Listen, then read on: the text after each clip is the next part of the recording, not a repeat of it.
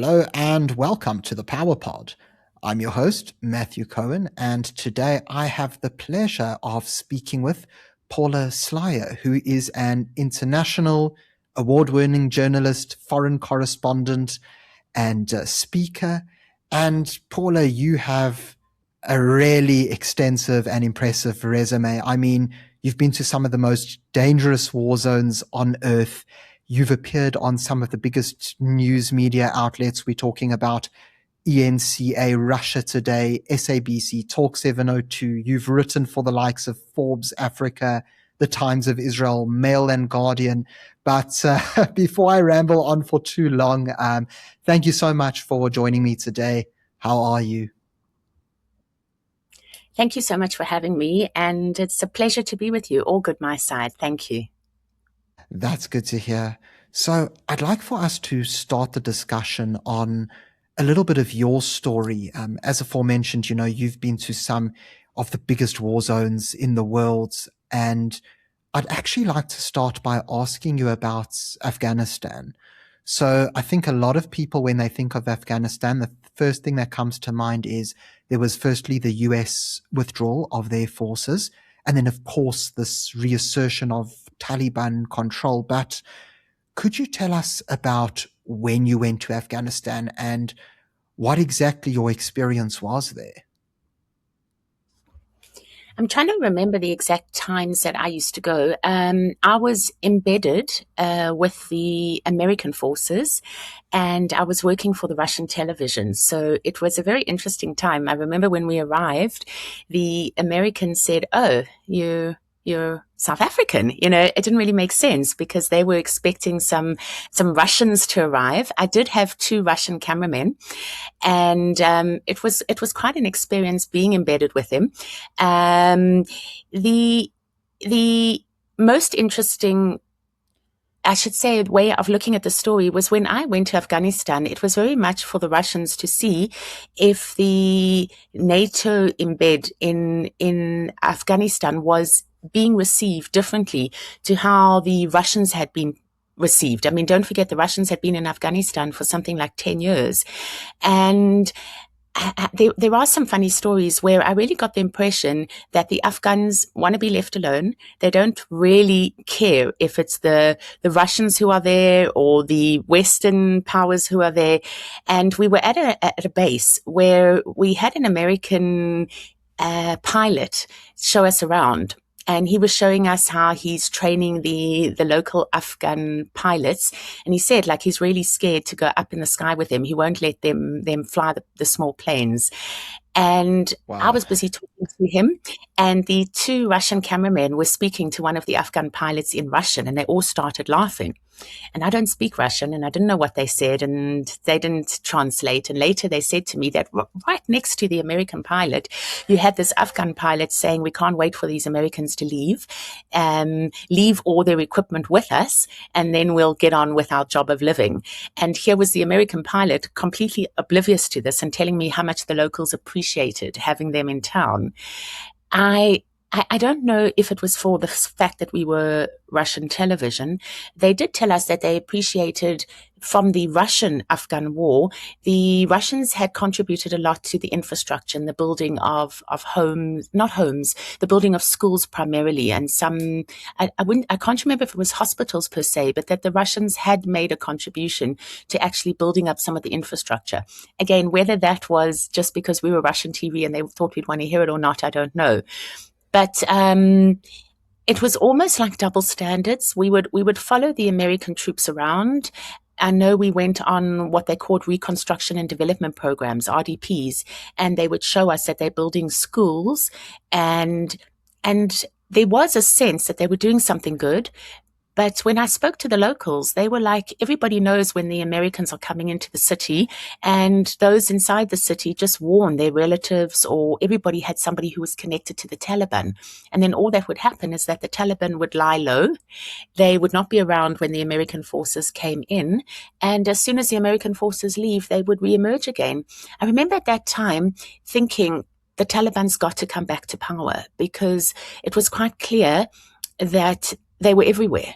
and that every family had a brother or a father or someone who was a Talib, and even if they might not overtly express that they supported the Taliban to me, there was definitely family connections. You also had a sense of the amount of Yes. money that the Americans were spending in Afghanistan, and one of the huge concerns was security. And Matthew, one of the strangest stories I covered was the Americans would let's say travel with their troops, or they would send food or whatever. They would access the roads in Afghanistan, but you had local warlords and you had Talib fighters, and to make it safe for the American convoys, they would pay locals who would in turn pay the warlords or the Taliban not to strike the Americans. So it became this very ironic circle where the Americans were paying security to the very guys that were actually going to strike them, not to strike them. So you had this sense that a lot of money was coming in. There were more than 1,000 NGOs, and you just didn't really know if it was making a difference. And then with what we saw happen eventually in Afghanistan, it's quite clear that the changes that were brought were very temporary. Right. I just find it so fascinating to hear your observation, and it almost feels as if a lot of people have glossed over this, that you have the American perspective, or at least of that pilot you spoke to, who assumed, no, the locals really appreciate our presence. They want us here. Yet what you actually saw on the ground independently was so different, especially when it comes to how there were all the family connections, how many locals have connections to the Taliban, and really how they basically emerged from the surface, as you explained. But I guess that what I really want to know now is, seeing that you were accompanying the US forces at the time, were you actually in Afghanistan when the Taliban reclaimed control, or did you get out before? We got out before. We were out quite a bit before the Taliban came back. When the Taliban did claim control, I can't say that it was something that was hugely shocking. Just based on what I was saying to you here, you got a very strong sense that the foreign presence, and again, whether it was the Russians or whether it was the Americans or whomever, that it was temporary. And it was, I left with a strong sense of like, so much money is coming into this country, and yet at the same time, like, what long-term infrastructure was it going to, or was it going to develop, or was it going to change?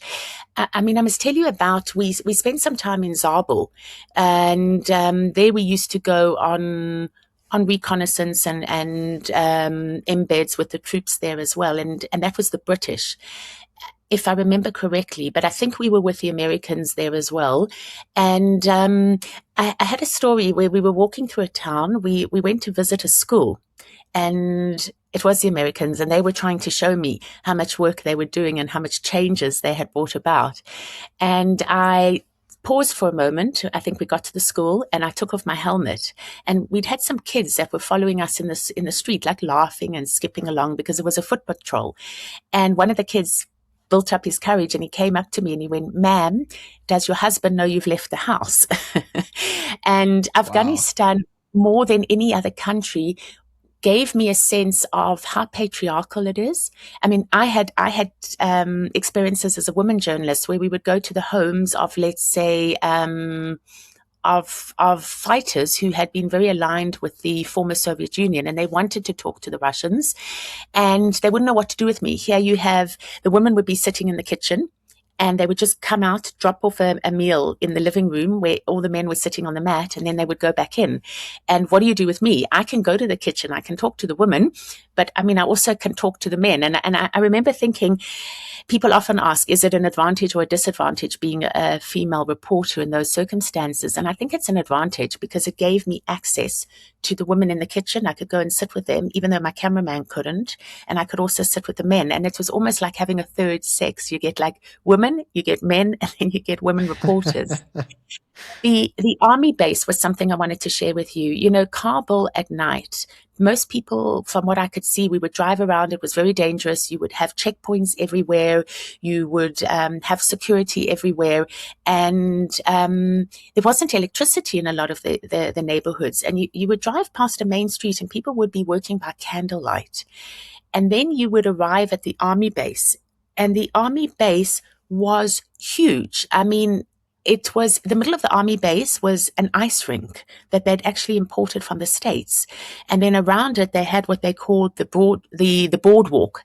And you would walk around the boardwalk, and there would be a coffee shop, and there would be an Italian restaurant, and a place to eat Greek food, and a tailor. And I remember the Russian cameramen I was with were like, "Ooh, in the Russian army, we can sew our own clothes. We don't need to have like a tailor brought in from the States." But you really got a sense of the huge discrepancy between what the locals had and how the soldiers themselves and the camp was set up. It was like worlds apart, absolute worlds apart.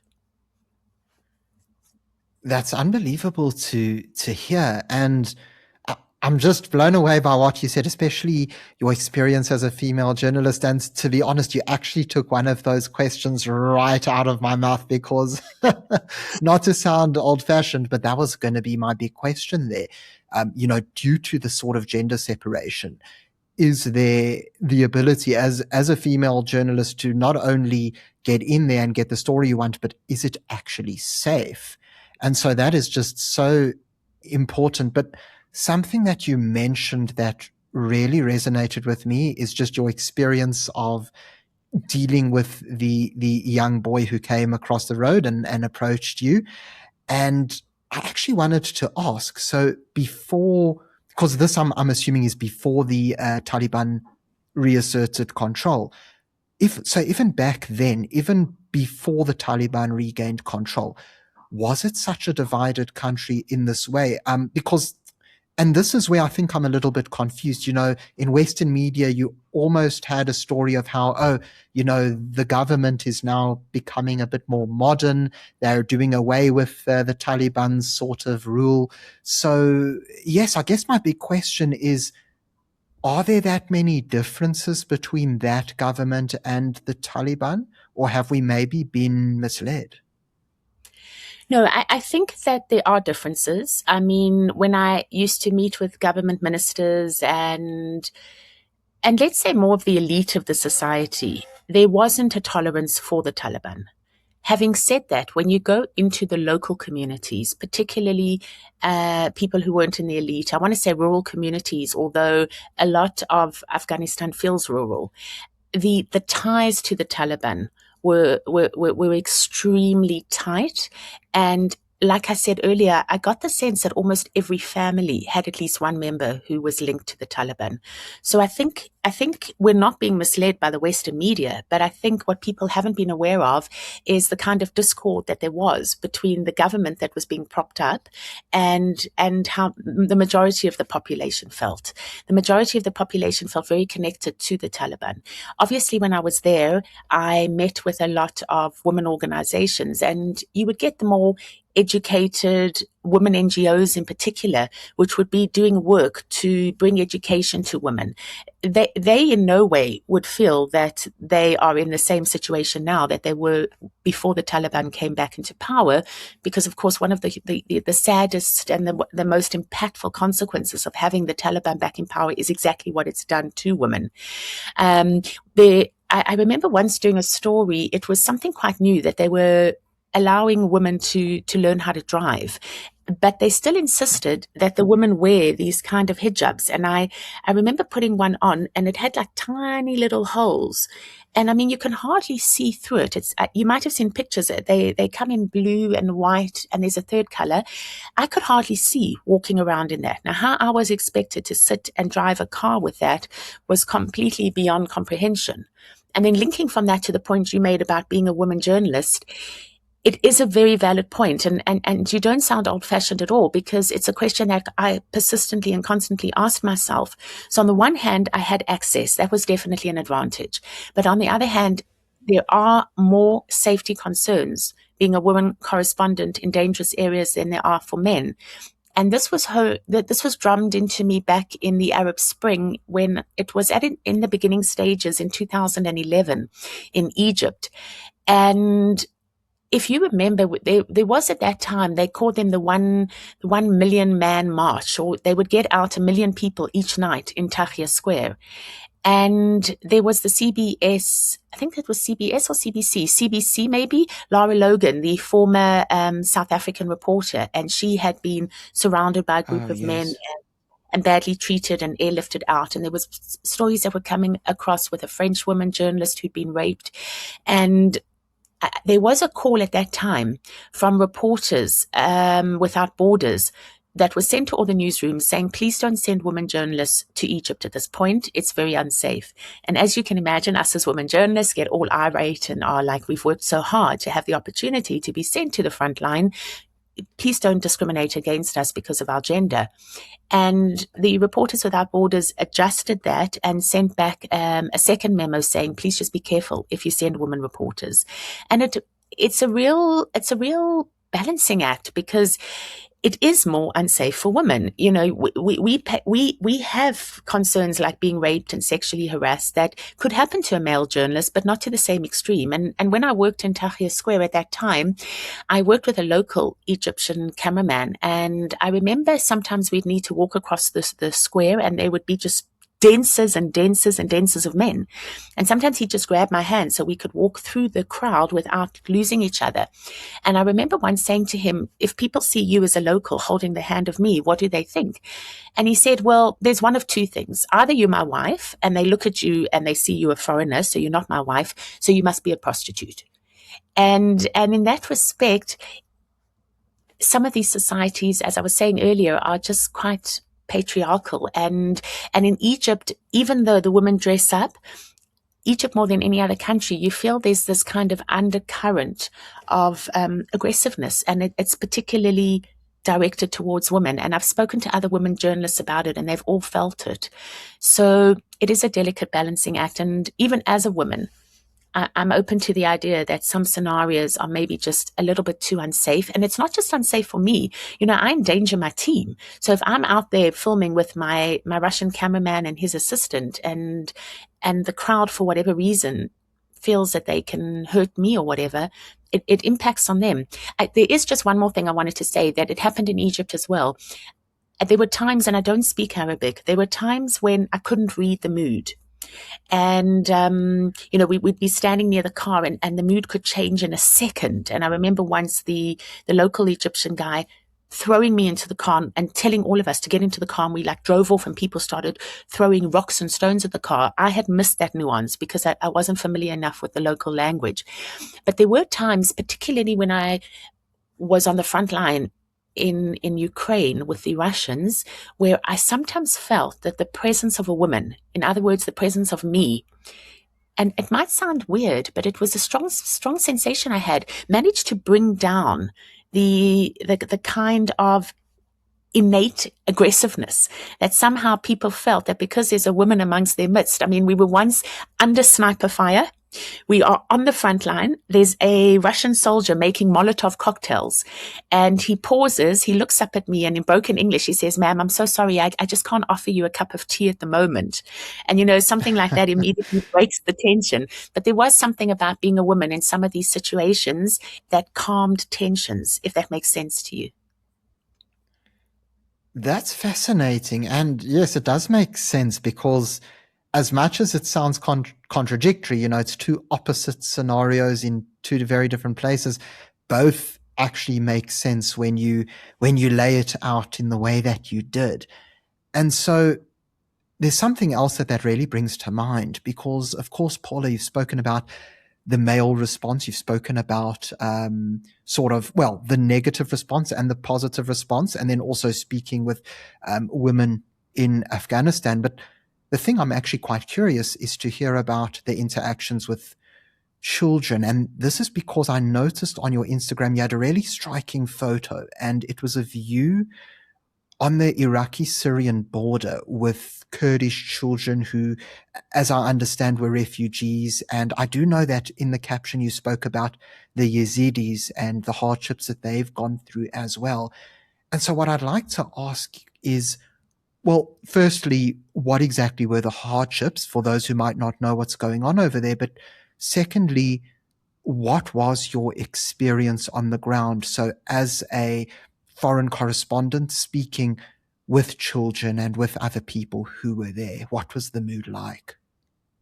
Thank you so much for asking me about the Yazidis. The Yazidis are a small Kurdish population, and I'm sure most people will be familiar now. When ISIS, Islamic State, was at its height, it was persecuting them, and the women are particularly beautiful. They have green eyes, they have blue eyes, and they were seen as heathens because they were a different type of Islam. And I remember interviewing, in fact, it was our fixer. And the word fixer we often use for a local producer, and he was Yazidi. And I remember him saying that the Yazidi population is being ethnically cleansed on our watches. And he was right, because all those stories and those pictures that came out of women and children who had been taken as sex slaves, those were mostly your Yazidis. And what would happen there, from the stories that I was told, is that very often Islamic State would arrive in a Yazidi village and the men would be working in the fields. And so you would have the women, sometimes you'd have the boys in the fields, but you'd have the women and the young girls that would be working at home. And there wasn't time for the men to get back to protect them as the Islamic State came in, and they didn't have any way to protect their women. And, you speak about the refugee camps. One story that really stands out for me was a young woman. She was 27. And through a translator, she was telling me that her sister had been one of those women who had been caught at home when the Islamic State arrived at that particular Yazidi village. And she'd managed to phone her. So her sister in the village had managed to phone the sister I was speaking with through the cell phone. And she managed to, in a terrifying voice, crying hysterically, start to explain that these Islamic men were rounding up the women, were raping the women, were taking some of them. And the woman that I interviewed, it was, I don't even know what the word is. It was terribly, terribly moving. And I kept thinking of my younger sister. And she said, "What kind of sister am I? Because I told my sister, don't let these men take you, kill yourself." And she, with trauma, was saying to me, what kind of sister tells her sister to do that? When I visited the camps, there were a lot of women and children in the camps. I mean, there were stories about how the women and children were being sold as sex slaves, as I mentioned. And the younger you were, the more you would bring in, the more you would be sold for. So a kid could be sold for $800 and an elderly woman could be sold for $100. And one of the people there told me the story that their neighbor had bought them, and their neighbor had been a friend. So he had known their father, and he had gone to the local market, bought the girls, and then brought them to the refugee camp. And obviously now nobody knows who they can trust. So he had put them in the car. He'd driven out the city, and he'd taken a white piece of cloth and given it to the girls to wave, so that he was a certain distance away from the refugee camp and the girls could walk back to the refugee camp. I think I miss a lot because I don't speak the local language, and I rely a lot on translators. Just as an aside, and I'll come back to my point, we were once in Israel and we were in the city of Tulkarem, and we had managed to get an interview with a soldier, a Palestinian fighter, not a soldier, a Palestinian fighter who was wanted by the Israelis. And I remember asking him something about, what he had done and why he was on the run, because we had met him on the roof of a collapsed building, and every so often he kept looking around to make sure that no Israeli planes were flying overhead. He kept saying, if the Israelis find me, they'll bomb me, this building, and you. And I remember looking up and saying, please don't find him in the next 10 minutes. But I remember, just to give you an example of what's frustrating about not speaking the local languages, I remember asking a question in English. The question was translated from English to Russian. Our fixer / producer was Russian, and the cameraman was Russian, and the cameraman couldn't speak Arabic. So I ask it in English. My cameraman translates it from English to Russian. The fixer translates it from Russian to Arabic. The Palestinian guy answers in Arabic. Yeah, he answers in Arabic for about 5 minutes. And now he's finished speaking in Arabic, and it comes from Arabic to Russian, and then from Russian to English. And the translation comes to me And remember, the guy's been speaking 5 minutes, and the translation is he agrees with you, or he says yes or something. And I'm like, that was lost in Oh translation. no. So one of the frustrations when you asked me about the children was that I couldn't really engage with them without a translator. And I think the children are traumatized, and you perhaps can't pick up enough information through the translation. You would need to know more about the culture, the nuances, the things that are said, but said hesitantly, and that isn't always translated when you have someone translating it. But there was certainly, I was there at the time that refugees were starting to make their way to Europe. And that's where I felt the world was polarized, because in the beginning, Europe welcomed the refugees, and then afterwards, Europe was shutting its doors to the refugees. And I'm at the beginning point of where these refugees are in these camps, and it is hopeless.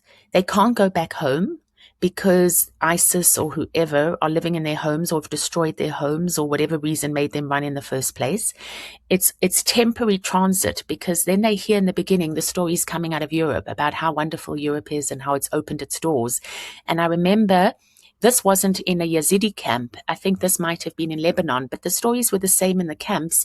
A father saying to me that he is willing to risk his life and the lives of his children by traveling on the ocean, even though he hears the stories of, people losing their lives in the water, because what chance do they have at all living in a refugee camp when you can't go back home? So when you ask about the children, I think there's a lot of trauma, and I think there's a lack of understanding of what the future holds for them, because even those that manage to go back home are going back home to societies that are worse off than they were when they ran and weren't that great to begin with. You're talking about the poorest of the poor who you meet in these refugee camps. Right. And I think you really do make a very important point because, of course, politically speaking, refugees have become a very big topic. And I think it just goes to show how, on the surface, it sounds sort of basic, like, oh, there are the right kind of people you can let in. Oh, there are the wrong kind of people you need to keep out. But it's definitely interesting to hear you sort of peel back the layers, Paula, because I feel like the stories that you're telling me here just aren't being exposed enough. It really does add that layer of complexity. But I actually would like to ask you, just going back to the 27-year-old girl that you spoke to about her sister. Did she say what eventually happened to her sister? No. I don't know if she eventually knew what happened to her sister. When we did the interview, she shared with us that she had said to her sister, if you can, kill yourself. And then she broke down in the interview crying and saying, what kind of sister does that? Now, she was living in the refugee camp. So two things I can say. The first is, this is where we as journalists fall down, because I do that story that day and then I move on. And there's a very real urgent need for journalists to stay the long story, to go back and follow up on those kind of stories. Having said that, there were a lot of similar type of stories, and a lot of these women who were taken as sex slaves were obviously raped, and some of them found their way back home. But there's such a stigma in those societies that if a woman's been raped, they don't want to take her back. They see it almost as the woman's fault. And what was very moving, there was a group of Yazidi men, young men, who came forward and said, we specifically want to marry women who have been taken and raped because we understand that it's not their fault, and we want to break that stigma. And that was something revolutionary at the time, and it was hugely moving because of the stigma associated with this. I've done stories of women being raped in so many different war zones. What comes to mind, I know you're not asking me, but what comes to mind is I went to a hospital in Ethiopia, and in Ethiopia they've been having the whole Tigran war. And I went into a ward where every woman had been raped, and the stories are heartbreaking. You see, rape is rape is not just rape. Rape is so political, and it's a way of getting at the men as well. So what had happened is that the women's husbands and brothers and sons are fighting, and the women are left at home alone. And when the men come home and their women are raped, it's as if the war has penetrated the most personal space that they have. And I interviewed a nun in her 80s who'd been raped. And that kind of human cost in war, where it just defies any kind of logic explanation of what is permissible in war. Those are the human stories, and that's the other criticism I have against us as journalists, is that we sometimes, and you mentioned it, the nuances. I think it's the nuances. You spoke about refugees, and we don't always hear the other side of the refugee, and you spoke about who do we let in, who do we left out. Where journalism falls down is in the nature of journalism. And this is why maybe social media is so much more powerful than traditional journalism. As a television journalist, I was always given 2.5 minutes to tell a story. How do you tell a story in 2.5 minutes? How do you tell the nuances? Because nothing is black and white. And I think the media are at fault, and I was at fault because I worked in it, for trying to simplify stories. And after covering conflict zones for some 18 years, I started feeling like I was contributing to the conflicts. That even though I'm trying to tell the human story, the pure framework in which I'm operating was a framework in which, let's say I was working for Russian television and I was doing a story that was pro the Russian perspective on the Ukraine-Russian war. People who believed that perspective would watch my story and feel empowered and feel it as if they could go out now and speak even louder. And people who weren't receptive to the Russian point of view would not watch the story. And so I feel like we've become even more polarized than we've ever been. And that certainly has happened with social media completely, is that we are watching two completely different perspectives on the same war. We're living in echo chambers. And as a result, our populations, in terms of when we perceive what's happening in the world, are becoming extreme. Right. It's very interesting, isn't it, Paula? Because much like you say, how you sort of reflecting back and seeing the shortcomings, and look, it takes a big person to say that. So I definitely have to commend you on that. But I will say, even myself, when I look at my work, I think to myself, yes, while of course I do my very best to provide analysis, we all have our implicit bias, even if we don't necessarily mean to have it. And so it always does seep through. So I'm very inclined to agree with you on that we do definitely live in echo chambers. And sometimes it's a defensive measure because a lot of people feel that the media may be stacked against them, or rather some platforms are stacked against them. But it could also be that sort of proactive measure where people are really saying, look, we've got an agenda to drive forward. And of course, we've seen how that happens with many of these wars, especially certain ones that you've covered. And I don't want to give it too much attention because there's so much else, but we know that the Israel-Gaza situation is always on everybody's minds in the front, on all the headlines. But I'd actually like to ask something that happened to you personally there. Now, of course, you've mentioned how you've come in close quarters when it comes to being in danger. And I actually remember reading a piece that you wrote where you explained how a missile landed incredibly close to you, and of course your crew was in a panic. But before I get ahead of myself, could you perhaps describe where were you, what happened, and just let us know what your experience was? Well, that story I remember because it was the first war I covered, and it was back in 2006. The Israeli soldier Gilad Shalit had just been kidnapped, and there was a lot of rockets and missiles that were coming in from coming in from Gaza into Israel. And the Israeli army had amassed along the Israel-Gaza border. I was standing on the Israel side of the border. I had Gaza behind me, and so the rockets and missiles are coming over me, and I'm looking at the cameraman. I can't see what's going on behind me. We're doing a live report. And I'm in the middle of this live report, and suddenly the cameraman gets this expression, something like he looks terrified. And he freezes, and he turns around and he runs. So I'm in the middle of a live report. I can guess that something's happened behind me. I'm just not sure what exactly. And so I heard myself saying on camera, well, a rocket has landed pretty close. And only later, when I looked at the footage, did I realize that it had been some 50 meters from where I was standing. And by the grace of God, it hadn't exploded because I wouldn't be here. But it had created a massive crater, and there was rocks and dirt and sand thrown everywhere. And later that evening, the head of Russia Today, I was working for them, and it was right at the beginning. I don't think heads of channels phone reporters really anymore. But she phoned me and she said, Paula, I watched you on air and you're so brave. And then she said, you didn't even flinch.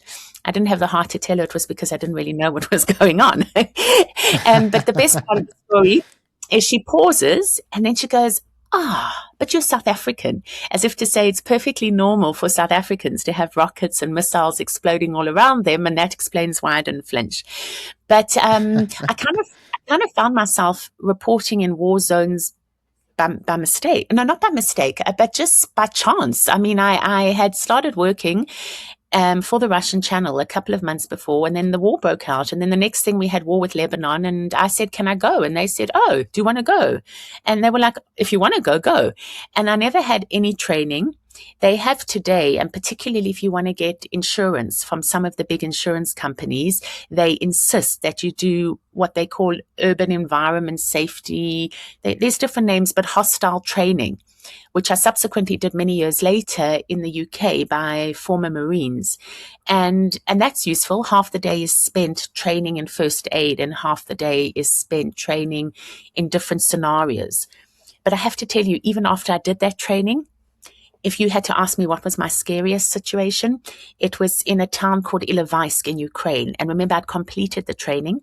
We had climbed out of a vehicle, myself and the cameraman, and we had been told that there was no fighting going on. We were with the Russian soldiers, and they were talking about doing a mop-up operation. They had had a huge fight there the day before. They were coming now just to check that there was no Ukrainian soldiers. I guess that everything was calm. And I'm not kidding. I saw the piece of hair on the cameraman's head just go up like this as a bullet went past him. And every bit of training I'd ever done, I didn't remember a thing. Instinct takes over. We instinctively fell to the ground.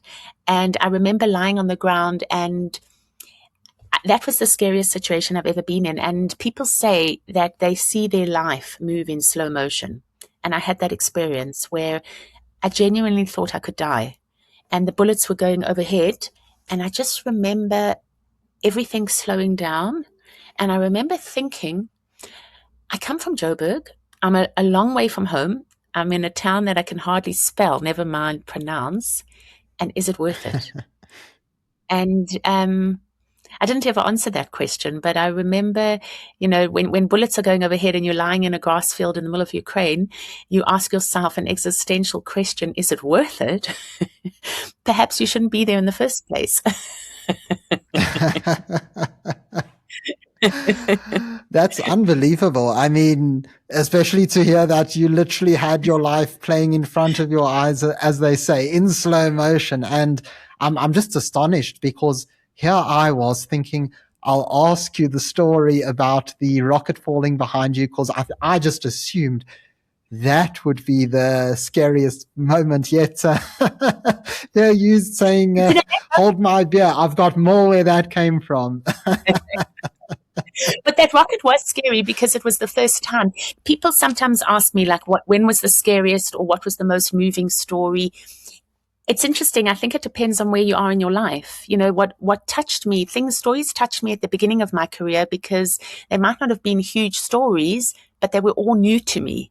And then as you become a little bit jaded or perhaps a little bit more used to these environments, different stories touch you, if that makes sense, because you become used to the certain, you become used to one type of fear.